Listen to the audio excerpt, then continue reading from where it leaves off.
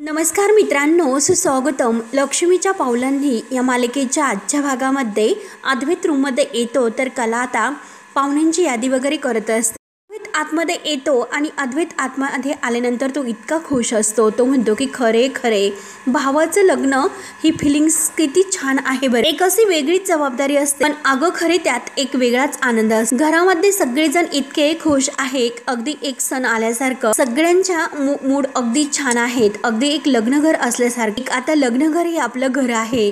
तेव्हा आता अद्वैतला इतकं खुश बघून कला सुद्धा म्हणते की हो ना, अरे खरंच खूप छान वाटतं. तेव्हा अद्वैत म्हणतो की लग्नघर खरंच या शब्दातच किती छान वाटतं आणि स्पेशली म्हणजे आबा तर खूपच खुश आहे. तेव्हा आता अद्वैत म्हणतो की बरं, आज मी जे काही कामाची यादी आहे ती तयार करणार आहे, म्हणून तो एक्सेल सीट असं म्हणतो. तर त्याचा अर्थ आता कला त्याला विचारते. तेव्हा अद्वैत म्हणतो की अगं त्याला कामाची यादी म्हणतात. त्यावर आता लगेच कला पुढे येते. कला म्हणते की अरे हे घे. तेव्हा लगेच अद्वैत म्हणतो की नाही नाही, परत आता ते सर्व सुरू करू नकोस. तेव्हा कला विचारते की काय रे, काय झाले, काय सुरू करू नकोस. तेव्हा अद्वैत म्हणतो की हेच म्हणजे सगळं काही येतं आणि कळते सुद्धा, त्यामुळे उगाच तू न कळल्यासारखे दाखवू नको. तेव्हा कला ही हसते आणि कला म्हणते की अगं अय्या म्हणजे काय, तेच ती म्हणजे काय रे चांदेकर. ही खूप लाजते आणि विचारते की अरे चांदेकर, म्हणजे तुला असं म्हणायचं आहे की आपल्याला एकमेकांच्या मनातील न बोलताच कळतं किंवा आपल्याला एकमेकांच्या मनातील न कळता सांगता येतं, आपल्याला दुसऱ्या कोणाची सांगायची गरजच नाही. कसं असतं हे बघ, एकाने विस्कटलं तर दुसऱ्याने ते सावरायचं असतं. एकाने दुसऱ्याची स्वप्न पूर्ण करायची असतात. आपण एकमेकांमधील एकमेकांचे जे काही छोटे छोटे फरक आहे तर ते अगदी साजरे करायचे असतात आणि अगदी त्या जागा भरल्या तर आपण एकमेकांच्या सारखेच आहोत हे सांगायची गरज सुद्धा पडत नाही, हो ना चांदेकर. तेव्हा आता अद्वैत एकदम शांत असतो आणि कला तर अगदी खुश होऊन हे अद्वैतला त्याबद्दल सर्व सांगते. तेव्हा आता अद्वैत वैतागून म्हणतो की तुझ्याशी बोलण्यात कोणताही एक अर्थ नाही. तेव्हा कला म्हणते की अरे असं कसं होईल, अरे मी तर अगदी यादी सुद्धा तयार केलेली आहे तुझ्या अगोदर. तेव्हा अद्वैत चिडतो. अद्वैत म्हणतो की अगं फक्त यादी केलीस, अगदी नॉर्मल आहे ते. तेव्हा आता लगेच कला म्हणते की अरे असं कसं, अरे हे नॉर्मल कसलं, आपल्यातील ही सुद्धा एक सिमिलॅरिटी आहे. तेव्हा आता सिमिलॅरिटी म्हटल्यानंतर अद्वैतला राग येतो. अद्वैत लगेच तटकन उठतो आणि कलाला विचारतो की काय त्यात कसली आता सिमिलॅरिटी आली. तेव्हा कला म्हणते की काय रे, नाही का आपल्यामध्ये ती समानता, म्हणजे तुला नेमकं काय म्हणायचं आहे, म्हणजे आपण एकमेकांसारखे नाही आहोत, म्हणजे अच्छा, म्हणजे तुला असं म्हणायचं आहे की मी तुझ्यापेक्षा जास्त हुशार आहे. म्हणजे हेच बघ की अरे तुझ्या मनामध्ये आलं की यादी करावी म्हणून, आणि लगेच माझी यादी तर तयार सुद्धा आहेत. अरे हीच आपल्यातील एक खूप मोठी समानता आहे. तेव्हा आता अद्वैत म्हणतो की हे बघ, कामाची लिस्ट तयार करणं हा माझ्या रुटीनचा एक भाग आहे आणि हे बघ, जे काही मी काम करणार आहे त्याची एक्सेल शीट माझी कायम तयार असते, म्हणजे माझ्या कामाची यादी कायमच तयार असते आणि जे काही मी काम करतो ते तर मी माझं काम करतो याबद्दल तुला चांगलंच माहिती आहे, म्हणूनच तुला ते माहिती होतं, म्हणून तू लगेच तुझी लिस्ट अगोदर तयार करून ठेवली होती, म्हणजे तुला हेच लगेच दाखवता येईल की आपल्यामध्ये सुद्धा एक सिमिलॅरिटी आहे म्हणून. आणि याबद्दल मला खरंच काही कळत नाही का, अगदी वेडा समजतेस का तुम्हाला, अरे मी तुला चांगला ओळखतो. तेव्हा कला म्हणते की अरे आहे आपल्यामध्ये एक सिमिलॅरिटी आणि तुला जे वाटायचं असेल ते वाटून दे, परंतु आपल्यामध्ये ही सिमिलॅरिटी आहे आणि मी ती लिहिणार म्हणजे लिहिणारच. म्हणतो की मी ती अप्रूव्हच करणार नाही. तर कला म्हणते कुठे म्हणते की तू अप्रूव्ह कर म्हणून, अरे जेव्हा तू आपल्यातील डिफरन्स लिहितो तेव्हा तू मला त्याबद्दल अगोदर विचारतो का. तेव्हा कला ही आता मार्कर पेन घ्यायला लागते. तर अद्वैत म्हणतो की मी तुला तो मार्कर पेन नाही देणार. कला म्हणते की हे पग चांदेकर, मला तो मार्कर पेन दे. तेव्हा कला ही त्याच्या मागे लागते. तर अद्वैत तो पेन घेऊन पुढे धावतो. तर कला ही त्याच्या मागे पळत असते. कला धावत धावत म्हणते की अरे याला काही अर्थ आहे का, दे ना तो मार्कर पेन, चांदेकर तुम्हाला मार्कर पेन दे. तर अद्वैत म्हणतो की बरं ठीक आहे, जर आपल्यातील समानता लिहायची असेल तर मात्र अगोदर ते प्रूव्ह करून दाखव. तेव्हा आता कला म्हणते की काय रे, अजून काय प्रूव्ह करायचं आहे. तेव्हा आता अद्वैत म्हणतो की फक्त लिस्ट केली तर झाले का, लिस्ट केल्यानंतर तो प्लॅन अगदी सक्सेसफुली करावा लागतो आणि मगच त्या लिस्टला काहीतरी अर्थ असतो. मी तुला चॅलेंज देतो की सोहमच्या लग्नातील सगळ्या काही विधी या अगदी वेल प्लॅन झाल्या पाहिजे. मग ती मेहंदी असो, हळद असो किंवा कोणताही अगदी त्यातील एक फंक्शन असो, जे काही सगळं आहे ते तू करायचं आहे, परंतु जे काही करायचं ते अगदी वेल प्लॅन. तेव्हा कला म्हणते की अरे मी तर अद्वैत म्हणतो की अगं मी हे सगळं करू शकतो, कारण मला तेवढा कॉन्फिडन्स आहे, फक्त तू हे सर्व करू शकते का हा मुद्दा आहे. तर कला म्हणते की बरं ठीक आहे. तर कला लगेच आता म्हणते की चल मी तुझं चॅलेंज स्वीकारलं आणि जर मी तुझं चॅलेंज केलं तर मला काय मिळणार आहे? तेव्हा आता अद्वैत म्हणतो की बरं ठीक आहे, तुला ते सोपं वाटतं ना, आणि जर तू हे सगळं काम व्यवस्थित अगदी परफेक्टली वेल डन करून दाखवलं तर मात्र मी तुला अगदी जे काही मागशील ते देईन. म्हणजे हे बघ, जी सिमिलॅरिटीचा रकाना आहे त्यामध्ये मी माझ्या हाताने आपल्या दोघातील अगदी सिमिलॅरिटी लिहीन आणि मी ते सर्व मान्य करेन. तेव्हा आता कला म्हणते की नक्की, आणि नंतर तू शब्द फिरवणार तर नाही ना? तर अद्वैत म्हणतो की कोण आहे मी? एकदा की मी बोललो तर मी मागे फिरत नसतो. कला म्हणते की नक्की ना, आणि लगेच ती आता मोबाईल घेते आणि अद्वैतला तो आपला चेहरा मोबाईलमध्ये दाखवते आणि म्हणते की तोंड बघ आपलं, आणि म्हणतो की मी शब्द मागे फिरवत नाही. अरे तुझा इगो जर मध्ये आला, अरे शब्द काय बाकी काहीच असं उरत नाही. तेव्हा अद्वैत म्हणतो की बरं ठीक आहे, आला माझा इगो मध्ये. मी तुला सांगतो की जर तू तुझा पॉइंट हा प्रूव्ह केला तर मी त्या समानता रकानापुढे अगदी आपल्या दोघातील समानता लिहिणार, म्हणजे लिहिणारच. त्यानंतर काजल इकडे रूममध्ये येते आणि आपली बॅग तेथे ठेवते. जे काही डेकोरेशनची तेथे तयारी सुरू असते ती बघून आता काजलच्या डोळ्यात पाणी येतं, कारण तिला सोहमशी जे काही तिचं प्रेम असतं आणि ते काही आता अनामिकशी त्याची लग्न होणार, आणि घरातील हे सगळं काही डेकोरेशन वगैरे तयारी बघून काजलला खूप असं रडायला येतं. तेव्हा जो काही तेथे डेकोरेशन करणारा माणूस आहे तर तो सोहमला फोन करतो आणि हे बघा लाईट ऑन झालेला आहे, मी दुसरं काहीतरी प्लॅन करतो असे बोलत तो फोनवर बाहेर जातो. काजल आता तेथे आता ही वेळ माझ्यावर आलेली आहे आणि जे काही सोहमचं लग्नाचं सामान ज्या रूम मध्ये ठेवलेलं आहे तर त्या रूम मध्ये मी राहायचं का, असं काजल बघून तिला आता इतकं वाईट वाटतं आणि डोळ्यामध्ये पाणी येत असतं. एकतर आपण कुणाच्या प्रेमात पडणार नव्हतो आणि आता ह्या सोहमच्या प्रेमात पडलोय, परंतु आता हे नवीन काय होतंय आपल्या आयुष्यामध्ये, हे काय घडतंय? सोहम तर आता आपला कधी होऊ शकत नाही आणि आता ही जी काही आपल्यावर वेळ आली तर मात्र खरंच इतकं तिला वाईट वाटतं, कारण तिने सोहमचं प्रपोज जे नाकारलेलं आहे हे सगळं काही आपल्याला सहन करावं लागतं. तेव्हा आता जे काही मंडोळ्या तिथे ठेवलेल्या असतात तर काजल आता त्या मंडोळ्या उचलते आणि आपल्या डोक्याला त्या मंडोळ्या लावून बघते. तेव्हा तिला सोहमचं सगळं काही बोलणं आठवतं. काजल, मला माहिती आहे की तुझं माझ्यावर किती प्रेम आहे आणि तुला सुद्धा हे माहिती आहे की माझं तुझ्यावर किती प्रेम आहे. आपल्या दोघांचं एकमेकावर इतकं प्रेम असून सुद्धा काजलला आता तेथे एक स्वप्न दिसतं. सोहम तिच्या पाठीमागून आलेला आहे आणि त्याने डोक्याला मंडोळ्या बांधलेल्या आहेत. तेव्हा आता सोहमला त्या अगदी लुकामध्ये बघून आता काजलला खूप आनंद होतो. काजलला सुद्धा आता आपल्या डोक्याला मंडोळी जे हातात असते तर ती बांधावीशी वाटते. ती लगेच आता मंडोळी डोक्याला बांधून घेते आणि आता दोघांच्याही डोक्याला मंडोळी बांधलेली असते. तेव्हा आता सोहमला बघून तिला इतका आनंद होतो. तर आता सोहम तिला म्हणतो की काय गुंडेश्वर, अहो मुहूर्त निघून चाललाय. आणि आता काजल इतकी रडत असते आणि ती रडतच म्हणते की सोहम, मला तुझ्याशी काहीतरी बोलायचं आहे. तर सोहम म्हणतो की हो मला माहिती आहे काजल, अगं माझं सुद्धा तुझ्यावर खूप खूप प्रेम आहे. तेव्हा काजल म्हणते की खरंच का? तर सोहम म्हणतो की हो खरंच, आणि ती सोहमला सॉरी बोलते आणि दोघेही आता एकमेकांच्या मिठीत येतात. सोहम तिला म्हणतो की हे पग रडू नको, सगळं काही अगदी ठीक होईल आणि डोंट वरी, आता सगळं काही नीट व्यवस्थित होणार आहे. आणि काजल आता स्वप्नातून बाहेर येते कारण सोहम तिच्याजवळ नसतो. ती इकडे तिकडे अगदी कावरी बावरी होते आणि सोहम सोहम असा सोहमला रडतच आवाज देत असते. काजल खूप रडत असते आणि तेवढ्यात रजनी आता तेथे येते. रजनी दरवाजा वाजवते आणि काजलला म्हणते की येऊ का असं विचार. रजनी म्हणते की अगं सॉरी काजल, कारण घरामध्ये इतका ह्या रूम मध्ये पसारा आहे आणि तेथेच तुला राहावं लागतं, आपण सगळं काही व्यवस्थित आवरून घेऊ.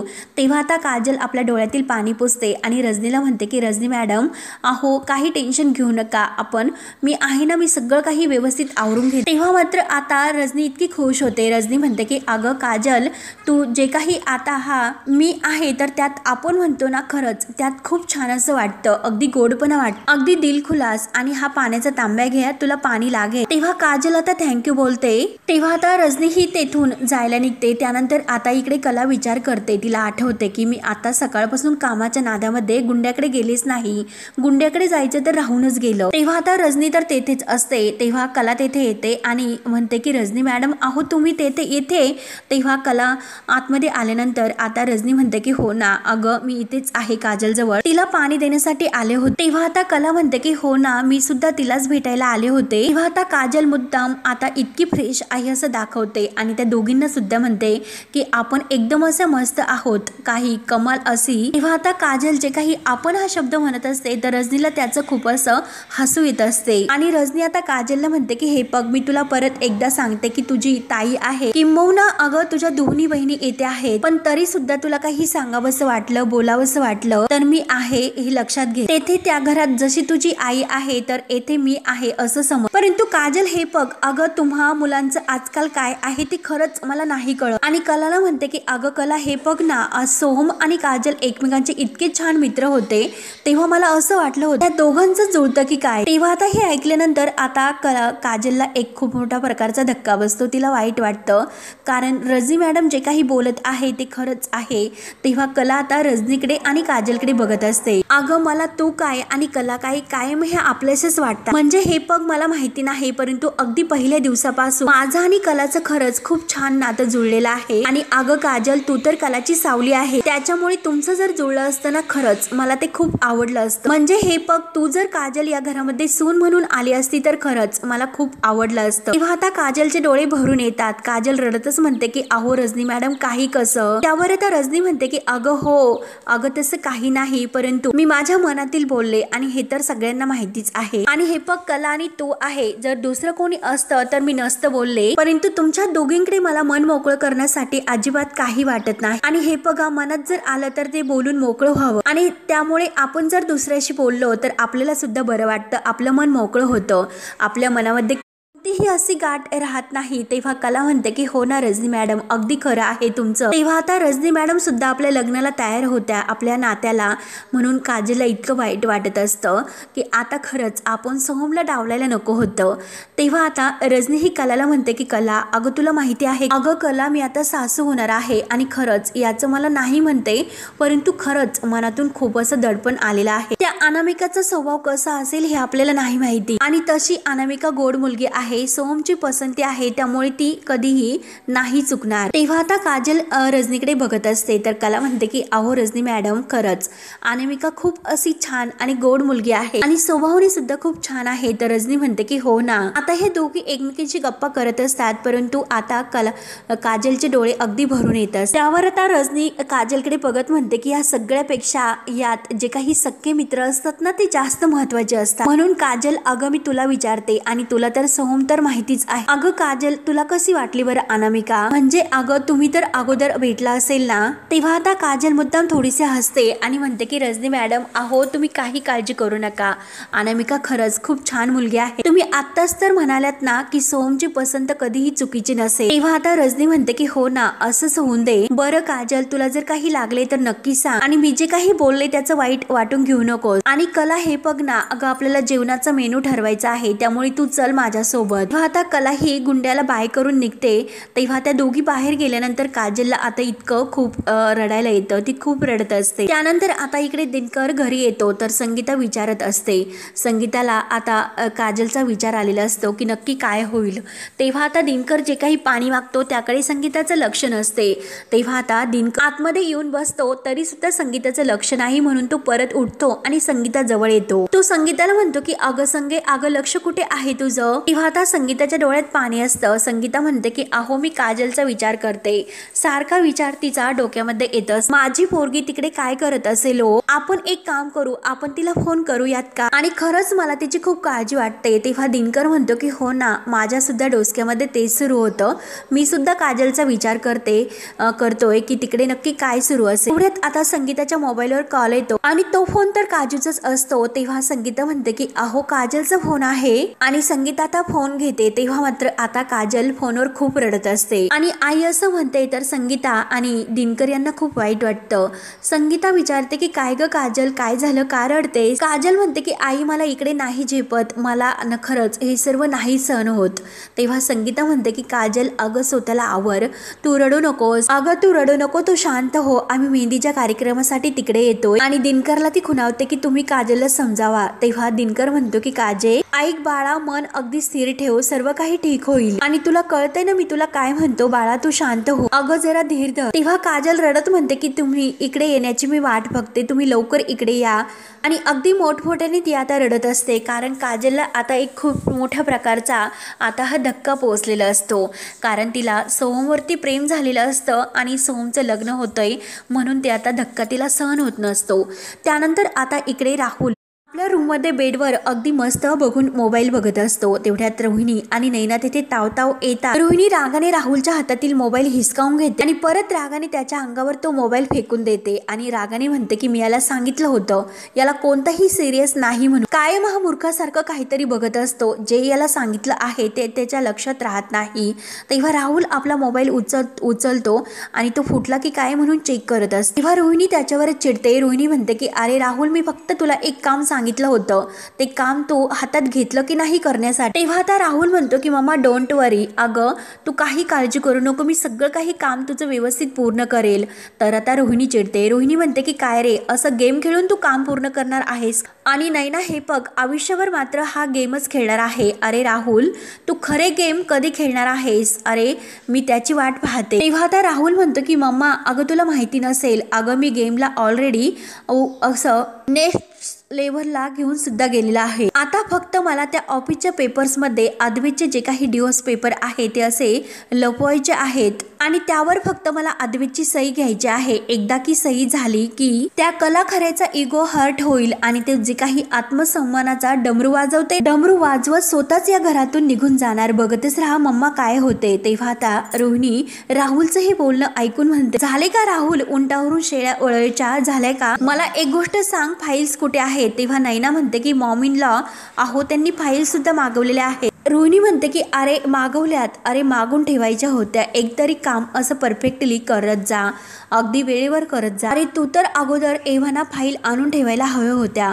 तेव्हा आता रोहिणीची खूप चिडचिड होते. तर राहुल म्हणतो की अगं मम्मा चिल डाऊन, जरा शांत हो. अगं तू परत तेवढंच टेन्शन घेते, मी सगळं काही मॅनेज करून ठेवलेलं आहे. आणि तेवढ्यात मात्र फाईल्स आल्याचा मेसेज त्याला येतो आणि तो लगेच रोहिणीला म्हणतो की हे बघ मम्मा, अगं फाईल्स सुद्धा आलेल्या आहेत, मी लगेच जातो आणि फाईल्स घेऊन येतो. तेव्हा नैना सुद्धा म्हणते की मॉम इन लॉ, खरंच तुम्ही टेन्शन घेऊ नका, तुम्ही राहुलवर विश्वास ठेवा, तो सर्व काही व्यवस्थित करेल. तो यावेळी मात्र त्याचं जे काम आहे ते अगदी परफेक्ट करणार आहे. तेव्हा नैनाला फक्त आता राहुल काय करतो याचं टेन्शन आलेलं असतं आणि हे काम कधी लवकर पूर्ण होते याची ती वाट बघून असते. त्यानंतर आता इकडे सकाळी सकाळी सर्वजण नाश्ता करायला एकत्र बसतात, परंतु काजल मात्र तिकडे उभी असते. आबांचं लक्ष जातं. आबा काजलला आवाज देतात की काजल, अगं तू तिकडे का उभी आहेस? अगं नाश्ता करण्यासाठी ये ना इकडे. तेव्हा आता सोहम सुद्धा तेथेच असतो. तर काजल येते. तेव्हा आता काजल तेथे डायनिंग टेबलवर खुर्चीवर येऊन बसते. तेव्हा आता आबा रजनीला विचारते की ऐक, आज काय असं स्पेशल आहे? तेव्हा आता रजनी म्हणते की अहो आज तर बटाट्याचे पराठे केले. तेव्हा आता आबा हे कला आणि अद्वैत दिसत नाही म्हणून विचारतात की कला आणि अद्वैत कुठे आहे, ते अजून आलेले नाहीत का? तेव्हा आता रजनी म्हणते की माहिती नाही, परंतु कलाला येण्यासाठी आज उशीर झालेला आहे. तेव्हा आता नैना आणि रोहिणीच्या लक्षात येतं. रोहिणी लगेच आता नैनाला विचारते की काय ग, तुझी ती बहीण कुठे आहे? म्हणजे कसं की इतका उशीर आता कधीही या दोन जोडप्यांना होत नसतं. तेव्हा नैना म्हणते की काय माहिती ती कुठे गेली. तेव्हा आता लगेच सरोज अंजूला म्हणते की जा तू त्यांना हाक मारून घेऊन ये. तेव्हा अंजू हो बोलून आता कला आणि अद्वैत या दोघांना बोलवण्यासाठी वर जाते. तेव्हा आता आबा हे रजनीच्या हातचे पराठे खाऊन म्हणतात की खरंच रजनी एकच नंबर. आणि चला पटपट आता सर्व मात्र आता आपल्याला मेहंदीचा कार्यक्रम आहे, सर्व तयारी करायची आहे आणि लवकर सगळ्यांनी तयार व्हा. आणि सोहमला विचारते ती सोहम, अरे तू अनामिकाला फोन केला की नाही? अरे ते कधी येणार आहेत इकडे मेहंदीच्या कार्यक्रमासाठी? तेव्हा काजल आता तेथे हे सर्व बोलणे ऐकते. तेव्हा आता सोहम म्हणतो की नाही हो आबा, आज काही बोलणं नाही झालेलं. तेव्हा मात्र सोहमचा चेहरा अगदी पडलेला असतो आणि आता तो अगदी पडलेल्या आवाजात बोलत असतो. तेव्हा काजल मनात सोहमकडे बघत म्हणते की आज मात्र स्वतःची मेहंदी आहे आणि स्वतःच्या मेहंदीच्या लग्नामध्ये असा कुणाचा चेहरा पडतो का? आणि खरंच या सोहमचं काय सुरू आहे काही समजत नाही. मग सोमच्या मनामध्ये अजून काही वेगळं तर सुरू नसेल ना? याला नक्की लग्न करायचं आहे का? याच्या तोंडावर एक आणि हा दाखवतो एक आणि लोकांशी बोलतो एक आणि मनात काही एक वेगळंच असतं. असा काही हा प्रकार तर याचा सुरू नसेल ना? म्हणजे हे दाखवतो मात्र वेगळं आणि याच्या मनात काहीतरी वेगळं आहे. त्यामुळे काही झाले तरी एकदा मला आता सोमशी बोलवावंच लागेल. त्यानंतर आता कलाने इकडे सगळं काही रुखवताचं सामान आहे आणि जे काही व्यवस्थित आहे सगळं डेकोरेशन वगैरे व्यवस्थित तयारी केलेली असते आणि तिचं काम आता सुरूच असतं। तेव्हा ती मनात विचार करते, चांदेकरने मला जे चॅलेंज दिलेलं आहे ते काही झालं तरी मला पूर्ण करावंच लागेल। तेव्हा आता कलाने आपल्या रूम मध्ये हा सर्व पसारा घालून ठेवलेला असतो। तेवढ्यात अद्वैत तिथे येतो आणि त्याच्या पायाला काहीतरी लागते म्हणून तो ओरडतो की झालं। तेव्हा कला म्हणते की अरे झाले नाही, अजून तर खूप असं काम बाकी आहे। तेव्हा अद्वैत म्हणतो की हे पग झाले म्हणजे काम झाले असं नाही। तेव्हा अद्वैत परत तिला म्हणतो की अगं झालं म्हणजे केलास तू परत पसारा, माझ्या सगळ्या रूमची तू वाट लावून ठेवली।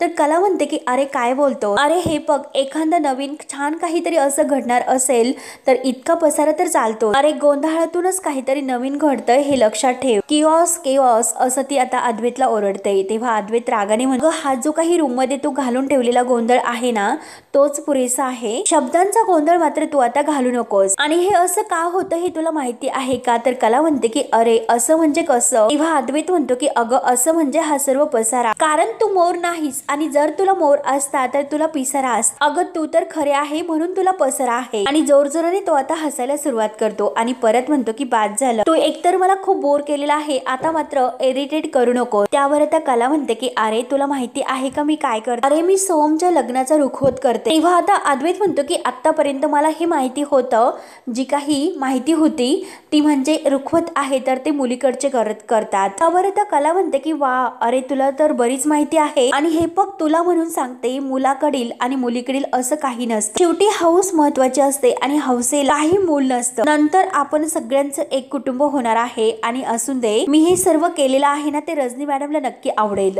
तेव्हा अद्वैत म्हणतो की बरं बरं ठीक आहे, एकतर मला ब्रेकफास्ट साठी जायचं आहे, एकतर खूप भूक लागलेली आहे। तेव्हा आता अद्वैत जायला निघतो तर कला म्हणते की चांदेकर अरे थांब ना, अरे प्लीज थोडीशी मदत मला कर ना, ती बाहुली आहे ना ती येथे नाही चिटकत, अरे प्लीज तू तेवढी बाहुली मला चिटकून दे ना, अरे तू तोपर्यंत ती बाहुली घे आणि चिटकव, तोपर्यंत हे मी संपवते। तर अद्वैत म्हणतो की अगं मग तू कर ना स्वतः, अगं तू तर हुशार आहेस, तुला सगळी काही काम जमत असतात, तुला माझी गरज कशाला लागते। तेव्हा आता कला म्हणते की अरे कर की मदत, अरे प्लीज सुद्धा म्हणते मी तुला, एवढं कर आणि जा ना। तेव्हा अद्वैत आता लगेच बाहुली चिटकायला घेतो म्हणजे तो कलाला मदत करायला तयार होतो। आता दोघे एकत्र आता हे रुखवताचं जे काही सामान आहे तर व्यवस्थित त्याचं डेकोरेशन करत असतात। तेव्हा मात्र आता जे काही दोघं एका सोबत त्या बाहुल्या चिटकवतात आणि आता दोघांचं जे काही बोट आहे तर ते आता त्या फेविकॉलने आता एकमेकांच्या हाताला हात चिटकलेला असतो। दोघे आता एकमेकांचं बोट आता धरून ओढतात, परंतु एकमेकांच्या बोटाला ते बोट चिटकलेलं असतं आणि दोघे आता एकमेकांकडे बघत असतात। तेव्हा मात्र आता हा भाग येथे संपतो। पुढील भागामध्ये आता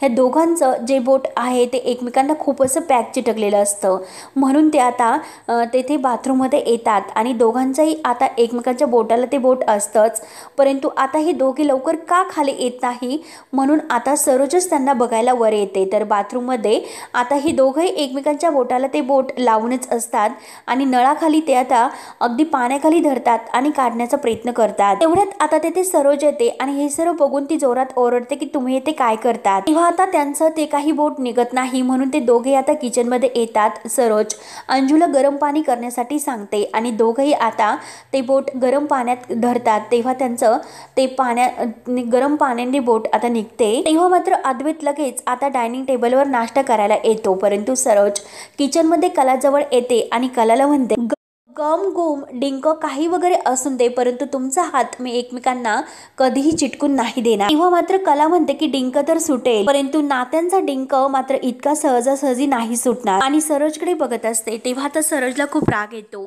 तेव्हा आता मित्रांनो पुढे काय होतं हे बघण्यासाठी आपल्या चॅनलला नक्की सबस्क्राईब करत राहा। धन्यवाद।